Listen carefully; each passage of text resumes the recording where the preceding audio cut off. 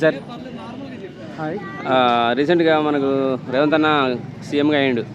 తెలంగాణలో లేడీస్కి bus free పెట్టాడు. అది ఎలా అనిపిస్తుంది?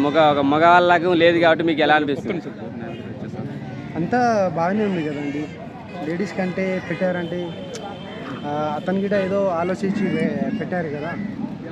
తర్వాత వచ్చేసి మనకి ఏంటంటే బస్ ఫ్రీ ఇంతవరకు ఎప్పుడు లేకుండేది కదా లేడీస్కి. ఇప్పుడు పెట్టారంటే అందరికీ హ్యాపీగానే ఉంది కదా. కాకపోతే దానివల్ల ఏంటంటే కొద్దిగా ఇష్యూస్ ఏం జరుగుతున్నాయంటే రీసెంట్గా ఇప్పుడు ఆటో వాళ్ళు అంతా దాని గురించి ర్యాలీ అవన్నీ తీయడం జరుగుతుంది కదా. అది అయితే అందరికీ హ్యాపీ ఉంది కానీ బట్ వాళ్ళు ఏంటంటే వాళ్ళకు కొద్దిగా లాస్ అవుతుంది అన్నమాట.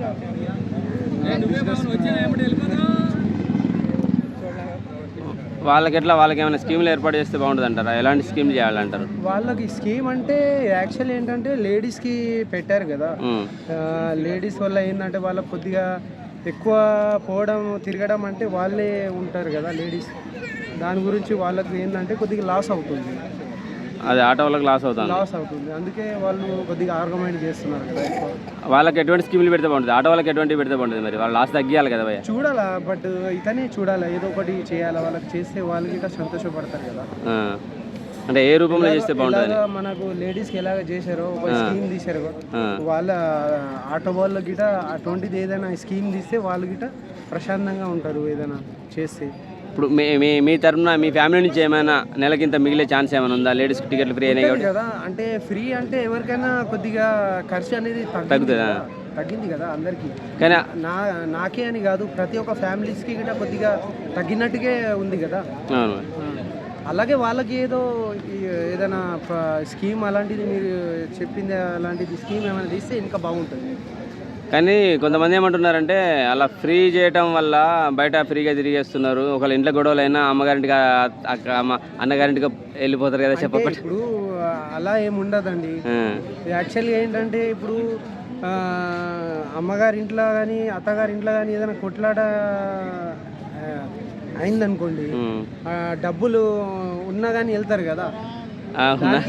సంబంధం చెప్పండి, అలాగైనా వెళ్ళిపోతారు కదా. దానికి దీనికి ఇష్యూస్ ఏం లేవు కదా. అలాంటివి చెప్తారు ఇష్యూస్, అది అంతే. యాక్చువల్గా మామూలుగా అయితే మీకు ఏ విధంగా ఇప్పుడు మామూలుగా నా ఇంట్లో ఏదైనా మా ఫ్యామిలీ తరపు నుంచి కానీ ఏదైనా కొట్లాట అయింది అనుకోండి, మామూలుగా అయితే బయటికి వెళ్ళిపోతారు కదా. అలా అన్నప్పుడు బస్సు ఫ్రీ దీనికి ఏం సంబంధం చెప్పండి? ఇది ఆర్టీసీ నష్టాల్లో ఉంది. ఇప్పుడు ఫ్రీ బస్ అని చెప్పేసి మన కాంగ్రెస్ గవర్నమెంట్ ఇచ్చారు కదండి. ఇప్పుడు ఆ నష్టం అంటే అది కంటిన్యూ అయ్యే ఛాన్స్ అని. కంటిన్యూ అంటే యాక్చువల్ ఏంటంటే కంటిన్యూ ఇస్తే బాగానే ఉంటుంది.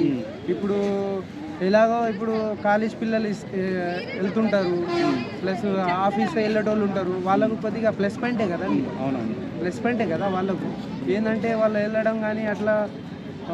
తర్వాత వచ్చేసి వాళ్ళకు బస్ పాస్ ఉంటుంది, ఎలాగైనా అదేనా ఫ్రీయే కదా. ఇప్పుడు ఏంటంటే 40-50% అయితే లేడీసే మనకు ఫ్రీ ఉంటుంది. అందులో ఆయన ఒక 40-50% చేయొచ్చు, అంతే కదా. ఫ్రీ అయితే ఎలాగైనా లేడీస్కి బస్ పాస్ చేసుకుంటారు. కాలేజ్కి వెళ్ళేటోళ్ళు కానీ మన ఆఫీస్కి వెళ్ళేటోళ్ళు కానీ పర్ మంత్ వచ్చేసి వాళ్ళు ఏంటంటే మనకు వాళ్ళు బస్ పాస్ ఫ్రీ పెట్టుకుంటారు.